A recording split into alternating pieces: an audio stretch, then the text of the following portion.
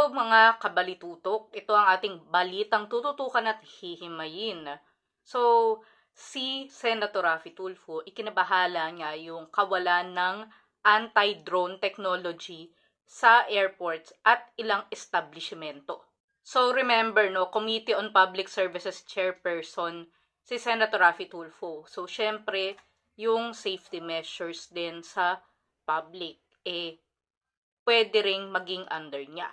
So, sa hearing nga nitong komite, Feb 11 lang, inamin ni Captain Michael Ian Del Castillo mula sa Flight Operations Department ng Civil Aviation Authority of the Philippines or CAAP na kamahala ng subscription ang dahilan kaya wala pa rin silang ipinapautupad up to now na countermeasures against drones.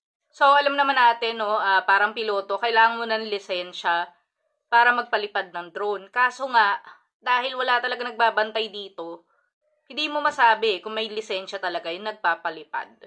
So, yan yung concern, no, ni Senator Raffy Tulfo, na posible siyang maging security concern, as in espionage, ganyan. So, dagdag pa ni Senator Raffy Tulfo, no, yung drones, may malalaki kasi, so pwede siyang magamit sa terorismo. Kasi pwede siyang kargahan ng bomba. And explosives na pwedeng tirahin ang vital installations natin.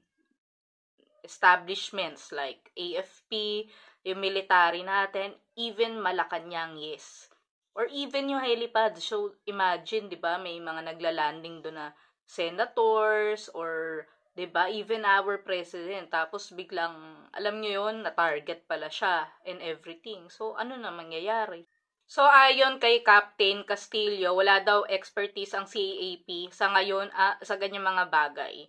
And nilatag nga niya, no, yung presyo ng solution para dito, yung anti-drone technology, ay papatak ng $1 million or 58 to 59 million pesos kada buwan. So, dahil nga sa dinahilan ni Captain Castillo, nag-init yung ulo ni Senator Raffy Tulfo. Kasi nga naman, 'di ba? Ano ba yung money kumpara sa mga buhay na maaaring mawala kapag ginamit nga sa terorismo yung drone or ginamit basta sa kahit anong kasamaan na pwedeng ikasawi ng marami.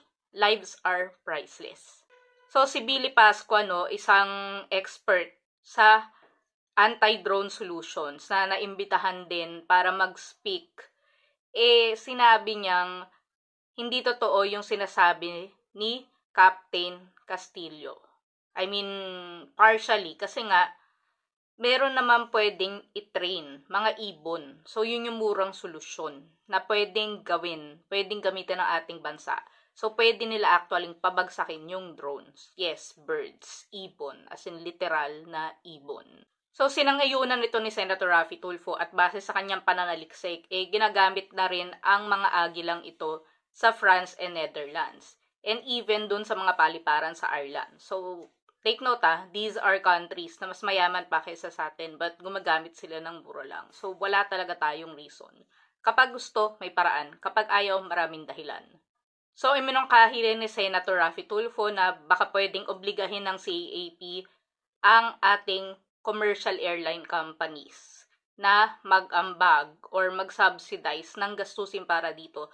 Total, isa rin sila sa makikinabang talaga dito. Nangako si Senator Raffy Tulfo na tututukan niya ang aksyon ng CAAP hanggang meron ng matibay na plan of action sa counter-drone measures para nga maprotektahan ang kapakanan ng bansa, para magkaroon ng patakaran sa responsableng paggamit ng drone sa Pilipinas.